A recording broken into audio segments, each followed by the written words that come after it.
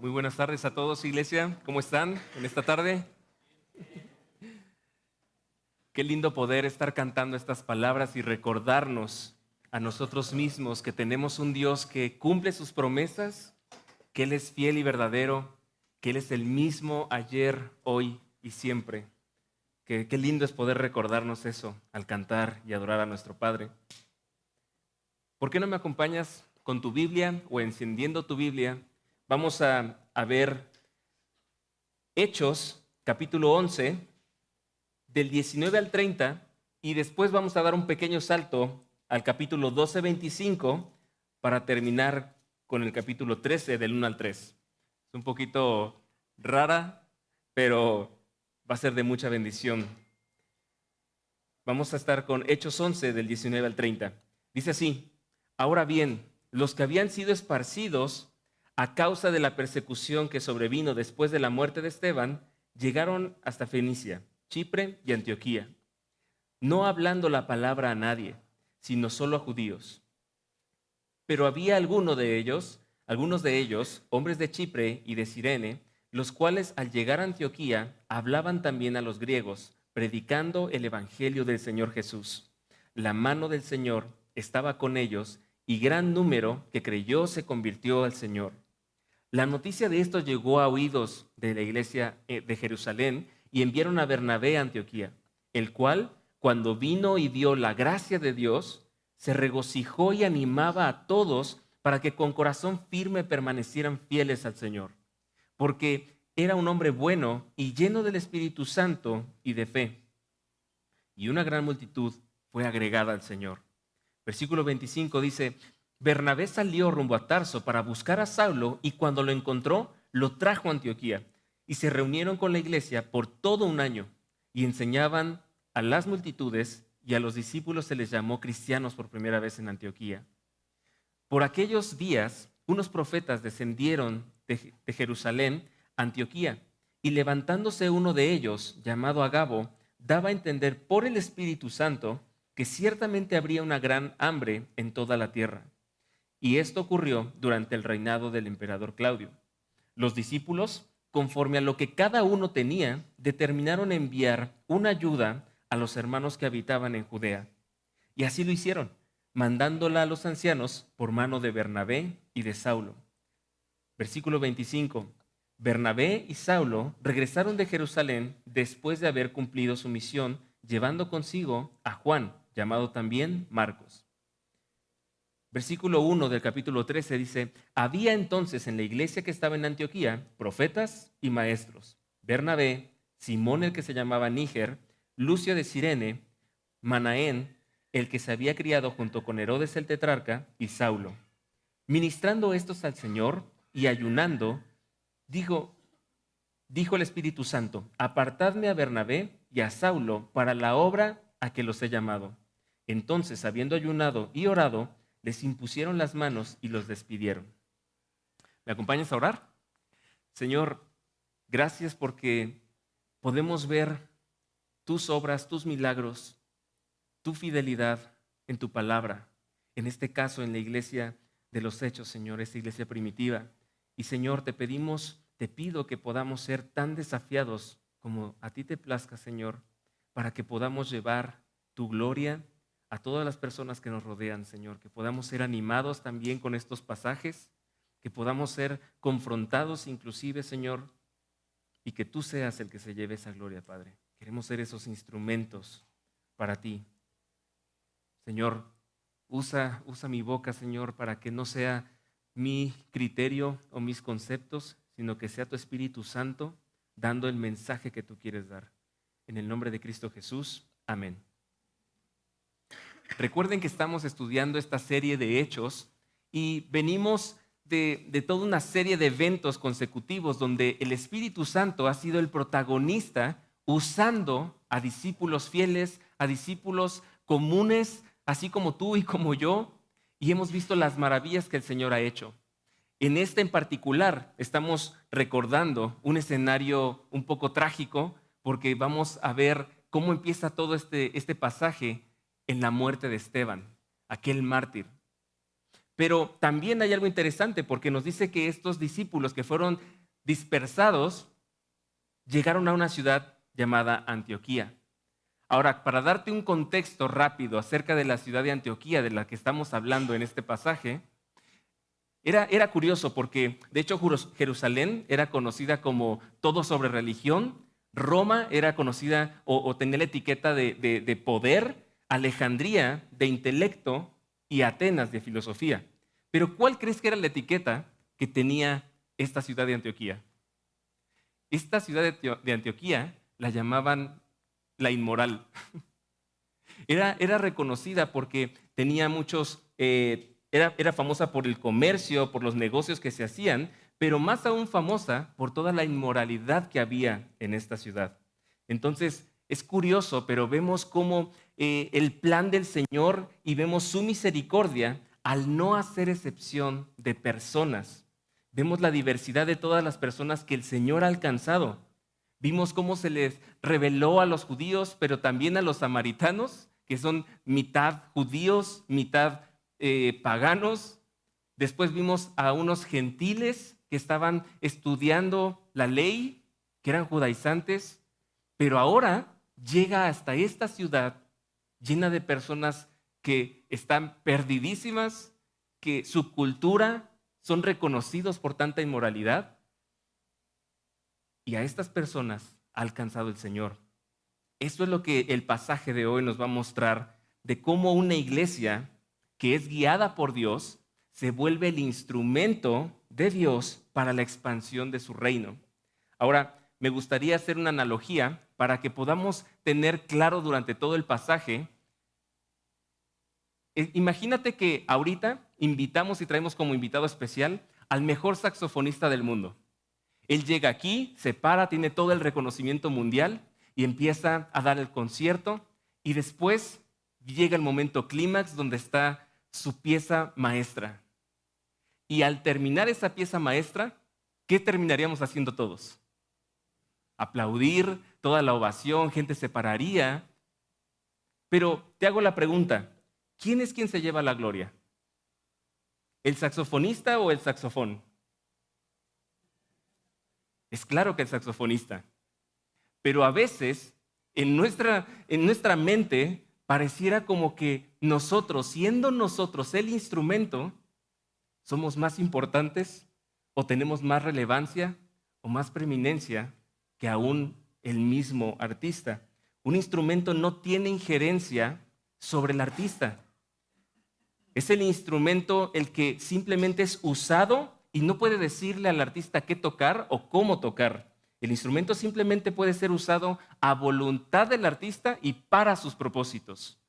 Y es Dios quien por medio del Espíritu Santo nos usa a nosotros como esos instrumentos para sus propósitos. Por eso el día de hoy la idea central es una iglesia guiada por Dios es el instrumento para la expansión de su reino. Una iglesia guiada por Dios es el instrumento para la expansión de su reino. Y lo vamos a ver en 4 puntos, donde el primero es un discípulo común, guiado por Dios, extiende el reino a donde quiera que vaya. Estamos viendo cómo en este escenario que nos hace recordar de cuando se predicó acerca del martirio de Esteban, y vemos cómo a Dios le ha placido que por medio de este sufrimiento pueda inaugurarse esa persecución que trae como consecuencia la expansión del evangelio, la expansión de la iglesia, la multiplicación de los discípulos. No sé si se acuerdan, pero fue muy lindo ver cómo Esteban, siendo una persona que simplemente estaba sirviendo mesas, pudo llegar a reflejar a Cristo en su muerte, en cómo murió por causa del evangelio. Y no solo eso, de hecho la similitud con las palabras de Cristo cuando dice, Padre, perdónalos porque no saben lo que hacen. Esas mismas palabras que Jesús dijo. Vemos cómo Esteban, cuando estaba en ese momento crítico de prueba, de sufrimiento, en lugar de él estar pensando en sí mismo, él estaba maravillado con el rostro resplandeciente, viendo en el cielo la gloria de Cristo, sentado a la diestra del Padre.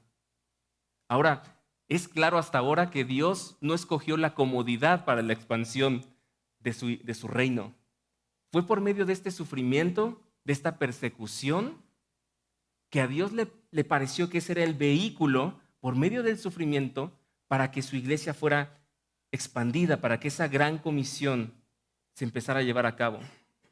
Vemos cómo Jesús, en medio de ese sufrimiento y muerte de obediencia para con el Padre, fue que pudo conseguir para nosotros la salvación al ser obediente al Padre, a ese plan, a su voluntad. Y creo que es una razón tan importante para que nosotros querramos ser iguales a Cristo y que no importando el sufrimiento, decidamos obedecer también al Padre. ¿Y cómo se ve esto? Nosotros yendo y aprovechando cada oportunidad para compartir el Evangelio. No importa la circunstancia, no importando lo que perdamos. Porque aunque ante el sufrimiento, por más grande que éste sea, nosotros reconocemos que Cristo es mayor siempre que ese sufrimiento. Es digno de dar la vida por Él, así como Esteban lo hizo por los apóstoles. Quiero leerte rápidamente Romanos 8, 17 al 18. Dice, y si somos hijos, somos también herederos, herederos de Dios y coherederos con Cristo, si en verdad padecemos con Él, a fin de que también seamos glorificados con Él. Pues considero que los sufrimientos de este tiempo presente no son dignos de ser comparados con la gloria que nos ha de ser revelada. ¿Te das cuenta de la maravilla que está aquí en las Escrituras? No nos está diciendo, ok, van a ser herederos y pues a ti te toca 1% y aquí 20%. No, está diciendo, van a ser coherederos junto con Cristo.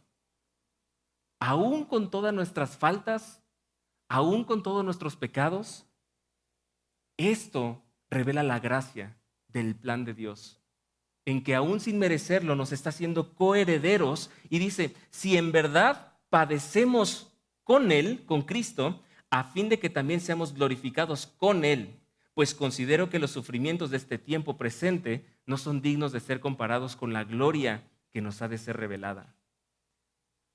Podemos decir que ningún tipo de sufrimiento aquí en la tierra por el cual el Señor nos permita pasar no se compara en lo absoluto con toda la gloria que nos ha de ser revelada. Y creo que esto es lo que los discípulos tenían en mente, porque los discípulos en esa persecución perdieron todo por su fe. Al ser dispersados, ellos pierden absolutamente todo, y cuando son dispersos, no vemos que ellos corren a la tienda a comprarse ropa y a recuperar un poco de lo que habían perdido. ¿Ellos qué fue lo que hicieron? Ellos salen a predicar el Evangelio. Ellos salen a predicar la causa por la cual están siendo perseguidos. Esa causa por la cual estaban corriendo peligro sus vidas, ellos corren a seguir evangelizando, a seguir compartiendo de las buenas nuevas de Jesucristo. ¿Y eso cómo contrasta con el día de hoy de nosotros? Porque nosotros en el contexto actual es claro que no estamos siendo perseguidos como ellos. Pero sin embargo, creo que vivimos muchas veces con la mente puesta en tantas cosas, menos en ir y estar predicando el Evangelio a donde quiera que estamos. ¿Qué es lo que estamos viendo? ¿Será acaso por la comodidad en la que estamos y por la falta de persecución que no nos estamos movilizando para ir y predicar a Cristo? Quiero que meditemos en esta comodidad en la que a veces estamos y que no estamos corriendo gozosos de compartir la noticia que se nos ha dado. Estos discípulos habían puesto toda su confianza en el mensaje de salvación que les fue predicado a ellos. ¿Y qué fue lo que ese mensaje produjo? En ellos produjo un cambio de ir, cueste lo que cueste, y predicar a Cristo resucitado. Ya no vemos nada que ellos vean como más importante, sino predicar a Cristo. Y la pregunta para ti en esta tarde es, ¿estás dispuesto a pagar el costo de seguir a Cristo? ¿Estás dispuesto a pagar ese precio de seguir a Cristo? ¿O tal vez solo estás dispuesto a pagar el precio de pararte temprano? Bueno, ni tan temprano porque ya es la última reunión. O tal vez solamente quieres pagar el precio de inscribirte en el instituto y pues aprender un poquito más y conseguir el diploma y meterlo ahí con el de secundaria. ¿Cuál es el precio que estás dispuesta a pagar por seguir a Cristo? ¿O estás dispuesto a perderlo todo con tal de seguirlo? Estamos dispuestos a perderlo todo porque déjame decirte que si nosotros somos unos seguidores comprometidos del Señor, vamos a perderlo todo, pero vamos a ganar a Cristo. Y esa es nuestra esperanza. Y esto mismo es lo que te dice cómo va a ser tu respuesta ante el sufrimiento. ¿Dónde va a estar tu corazón anclado en la palabra para cuando tengas una pérdida? Puedes inclusive en medio de la pérdida o de la prueba en la que estés, orar y decir, Señor, gracias por tu provisión. Gracias porque confío en que tu voluntad es buena, agradable y perfecta. Entonces, en medio de esto que es sufrimiento, prueba, angustia, que no lo entiendo, yo te agradezco a ti por tu provisión. Porque no hay sufrimiento que se compare con la gloria que nos ha de ser revelada. Reconocemos que Cristo es mejor, aún en medio de las circunstancias adversas. Por eso, amados, tenemos que aprender a abrazar el sufrimiento no como algo malo, sino algo necesario que produce carácter, que produce paciencia en nosotros, que da un resultado bueno. Cuando abrazamos el sufrimiento que viene a causa de que seamos discípulos, que estamos comprometidos con la expansión del reino, estaremos dándole la gloria a Dios. Estaremos diciéndole, Señor, seguir a Cristo es mucho más importante aún en medio de la enfermedad. Seguir a Cristo es aún más importante aún en medio de la escasez. Ya no me afecta perder mi trabajo por seguirte a ti. Ya no me afecta perder lo que sea si esa es tu voluntad. ¿Por qué? Porque ya estoy viviendo para ti, ya no estoy viviendo para mis deleites, ya no estoy viviendo para mis anhelos, para mis deseos. El apóstol Pablo nos dice en Filipenses 1:21, dice, para mí el vivir es Cristo y el morir es ganancia. ¿Esto que dijo el apóstol Pablo no es acaso lo que estamos viendo prácticamente en la vida de estos discípulos? Ellos ya no vuelven a sus vidas, así como los apóstoles ya no volvieron a sus vidas atrás. Ellos ya viven para Cristo y si mueren es ganancia. ¿Por qué? Por la seguridad que hay en sus vidas de que a ellos se les fue predicado el evangelio de Cristo y la resurrección de Cristo. Mateo 5, 11, 12 dice, bienaventurados serán cuando los insulten y persigan y digan todo género de mal contra ustedes falsamente por causa de mí. Ojo, dice falsamente, ¿eh? Si tú te pones a pecar contra tu hermano y te pasa esta situación, ahí no aplica este pasaje. Solamente cuando somos testigos fieles y estamos comprometidos y el Espíritu Santo da testimonio. Dice, regocíjense y alégrense, porque la recompensa de ustedes en los cielos es grande, porque así persiguieron a los profetas que fueron antes que ustedes. ¿Te das cuenta cómo Dios usó personas comunes, así como tú y como yo, para que pudieran ser el instrumento de Dios para que expandamos su reino? Y a veces esto suena como un poquito difícil o complicado, pero ¿qué hay de lo que estamos haciendo ahí, en lo íntimo, en lo pequeño? ¿Estamos siendo ese oído para alguien que tiene problemas y que quiere ser escuchado? ¿Estamos dando esa palabra de esperanza cuando vemos que alguien está pasando una aflicción? ¿O estamos supliendo las necesidades que sabemos que hermanos o hermanas tienen? ¿O qué hay de en tu trabajo? Simplemente con tu ser de testimonio, de integridad, que tú estés mostrando donde trabajas, donde estudias, que tú eres un hijo de Dios, una hija de Dios, estás expandiendo el reino de los cielos. Es compartirles del amor de Cristo, aprovechar cualquier momento, cualquier circunstancia. Es curioso porque la otra vez con mi esposa estábamos hablando con unas personas que acabamos de conocer y bastó hacer 1 o 2 preguntas y la persona fue como abrirse por completo y contarnos todas sus situaciones, sus problemas, sus dolencias. Y nosotros solo le pedimos la sal y la pimienta. No, fue tan lindo ver cómo cuando te interesas en las personas, cuando realmente te está importando lo que a tu prójimo le está pasando, tú empiezas a reflejar a Cristo.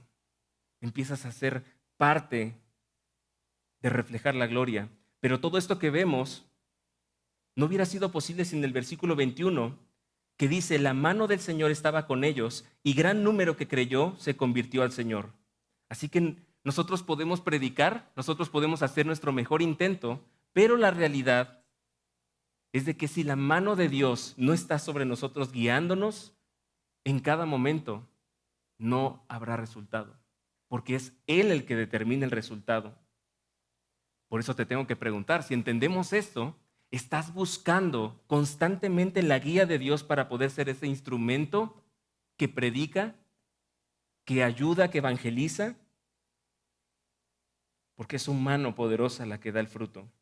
Pero también en esta iglesia de Antioquía vemos otro aspecto muy importante, que es el punto 2, y es un discípulo fiel fortalece la comunidad y busca multiplicar discípulos comprometidos. Y me encanta porque aquí es como un déjà vu. Es como que vemos lo que pasó en Samaria cuando los apóstoles escucharon lo que estaba pasando con los samaritanos. ¿Y qué hicieron? Mandan a Pedro y a Juan, a los apóstoles, para que fueran testigos, para que ellos validaran lo que el Señor estaba haciendo en Samaria. Y ahora es como un déjà vu porque vuelve a repetirse lo mismo. Ahora es enviado Bernabé, este judío, es enviado a ver lo que está pasando y dice que cuando él vino y vio la gracia de Dios, aquí viene lo sorprendente, su respuesta fue de regocijo y de animar a estos creyentes. ¿Y por qué digo sorprendente? Porque el pastor Bay la semana pasada nos ayudó a tener un contexto claro de qué pasaba con un judío cuando se juntaba con un gentil. ¿Cómo los consideraban los judíos a los gentiles? ¿Como impuros? ¿Como inmundos? Pero este judío que dice la palabra que es lleno del Espíritu Santo y de fe, que era un hombre bueno, ahora ya no se comporta conforme a su cultura, sino conforme a su ciudadanía en Cristo. ¿Y qué es lo que hace? Cuando él ve, se regocija y empieza a animar a todos en la fe. ¿A quiénes está animando? A paganos, expaganos que recibieron la buena noticia del Evangelio, a personas ensimismadas que solamente estaban ocupadas en sus negocios. A ellos es como que les está diciendo, hey, estoy viendo lo que el Señor está haciendo en ustedes, bienvenidos a la familia. Ustedes que son tan pecadores así como yo, bienvenidos porque es solo por la gracia del Señor que ahora podemos ser llamados un solo cuerpo, una sola familia. Eso es asombroso, ver el gozo en Bernabé, ver ese amor, ese cuidado.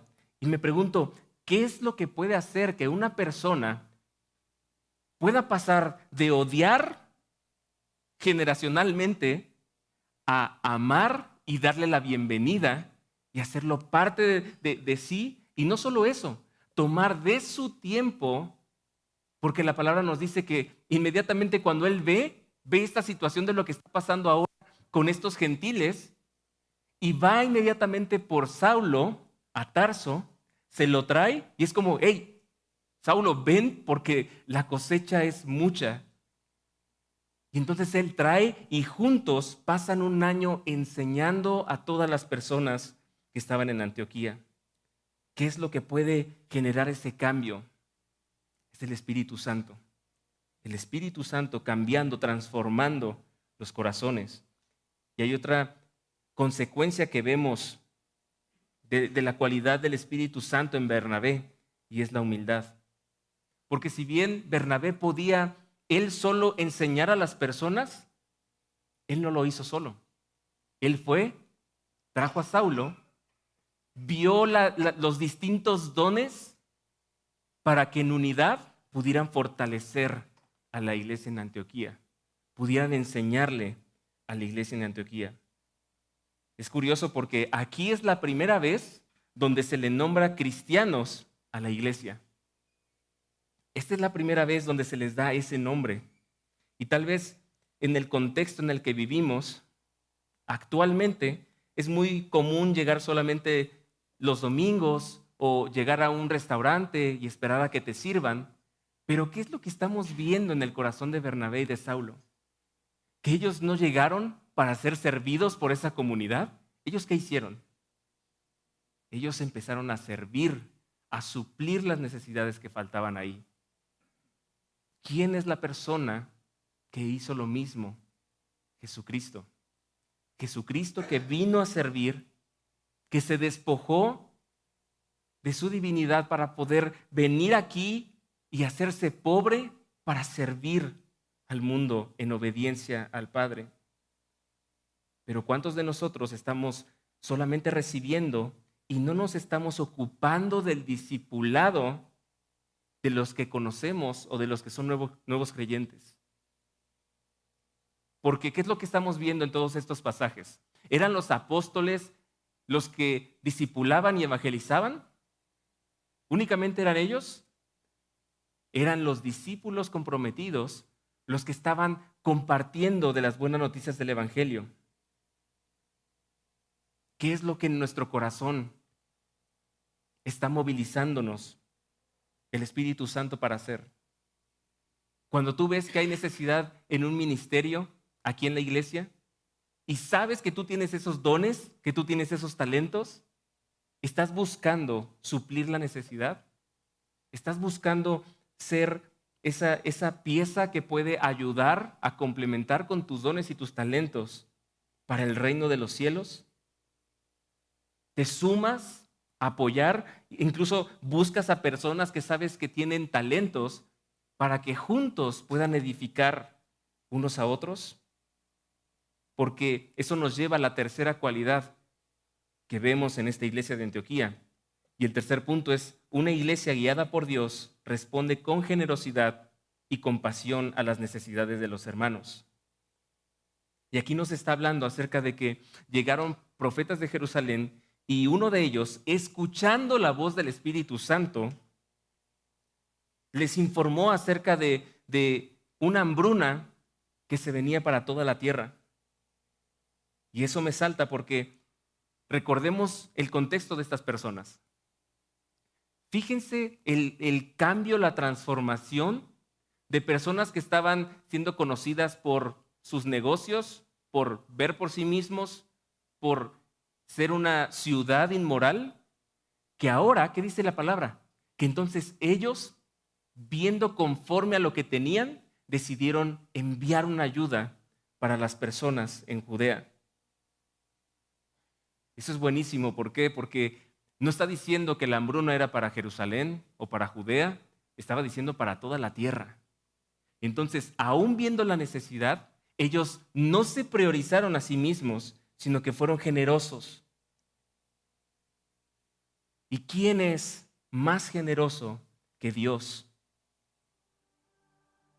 Quien despojándose de su único hijo, lo entregó para con nosotros. Leamos Romanos 8:32, dice: el que no negó ni a su propio hijo, sino que lo entregó por todos nosotros, ¿cómo no nos dará también junto con él todas las cosas?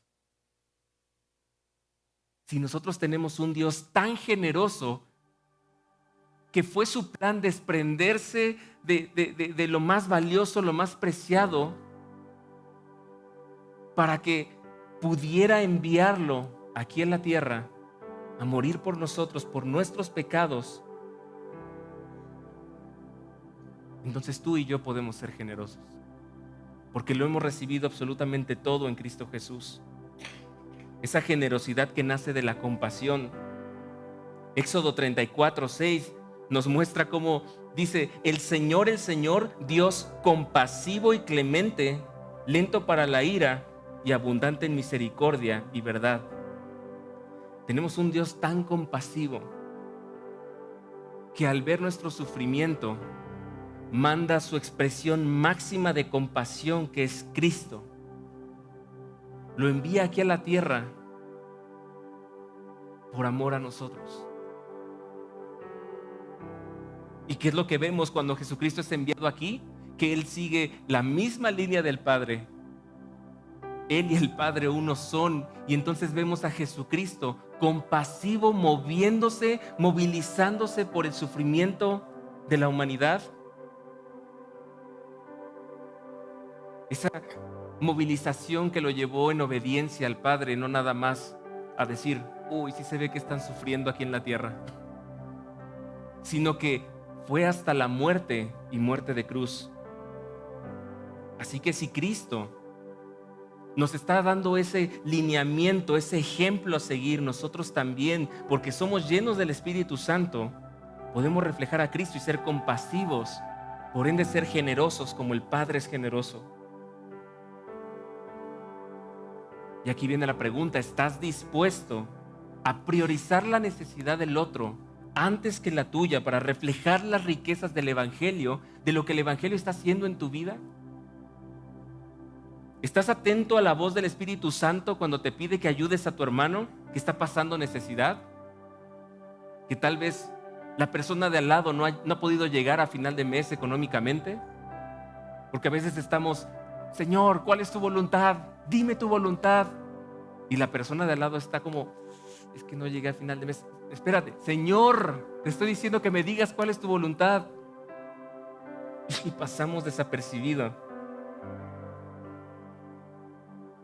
Este es el efecto transformador del Espíritu Santo, quien transformó el contexto de esta ciudad a que ellos, aún viviendo en las mismas circunstancias, pudieran ya no vivir conforme a la cultura de Antioquía, sino ahora conforme a su ciudadanía en los cielos. Y por último, vemos un cuarto paso, un cuarto punto, que es una iglesia guiada por Dios responde en obediencia a la encomienda del Señor. Es tan lindo porque vemos el fruto de lo que el Espíritu Santo estaba moviendo a hacer con estos instrumentos, Pablo y Bernabé, en enseñar, en discipular a la iglesia. Y ahora vemos en el primer versículo cómo ya hay una estructura de liderazgo. Ya hay una estructura donde antes solamente había personas que estaban recibiendo el mensaje. Es el fruto que está dando el estar bajo la mano poderosa del Señor. Y no solo eso, nos dice que ellos estaban en unidad, ministrando al Señor y ayunando, esperando la voz del Espíritu Santo, buscando su voluntad, su guianza. Vemos que ellos son una iglesia obediente y dependiente del Señor. Pero lo que más me impacta es de que estos hombres no estaban buscando dirigir a la iglesia conforme a su criterio, conforme a lo que ellos creían o ellos pensaban o en su experiencia, sino que ellos estaban buscando la guía de Dios para que fuera el Espíritu Santo quien dirigiera a la iglesia por medio de ellos. Ellos estaban en unidad buscando esta dirección, esta guianza. Y el Espíritu Santo trajo la revelación del plan. Y me asombra cómo ellos, en lugar de cuestionar, ¿cómo que te vas a llevar a Pablo y a Bernabé? Ellos, dice que inmediatamente oraron, ayunaron, impusieron las manos y le dijeron, van para allá, van para afuera, van a continuar expandiendo el reino. Ellos no fueron jueces de la voz del Espíritu Santo. Ellos fueron obedientes a la voz del Espíritu Santo. Y algo tan lindo de ver en este ejemplo de esta iglesia es que ellos no estaban dependiendo de líderes humanos. Ellos estaban dependiendo solamente del Señor. Ellos confiaron en el plan que Dios mostró y no dudaron en enviar a Saulo y Bernabé a la encomienda del Espíritu Santo. El Señor fue el que constituyó esa estructura para que la iglesia en Antioquía pudiera seguir multiplicándose, seguir creciendo, seguir creciendo en generosidad, siendo de testimonio a todos alrededor. Y fue con Bernabé y Saulo, estos instrumentos que Dios usó para poder expandir la gloria de su reino. Así que por último quiero que recordemos que un discípulo común, guiado por Dios, extiende el reino. Que un discípulo fiel fortalece, multiplica a los discípulos comprometidos. Está velando por las necesidades de la comunidad. Que una iglesia guiada por Dios responde con generosidad y compasión ante las necesidades. Y que una iglesia guiada por Dios responde en obediencia a la encomienda del Señor. Porque una iglesia guiada por Dios, es el instrumento para la expansión de su reino. Acompáñame a cerrar tus ojos y terminar en oración. Padre, sin duda nos desafía tanto el ver tu obrar en la iglesia primitiva. Nos desafía tanto a darnos cuenta de que tal vez no te hemos buscado, tal vez hemos estado ensimismados en otras ocupaciones, planes, sueños inclusive. Pero hoy queremos ser esos instrumentos para tu gloria, Señor, que solo buscan agradarte, hacer tu voluntad, ser obedientes y ser usados para la continuación de la expansión de tu reino, Señor.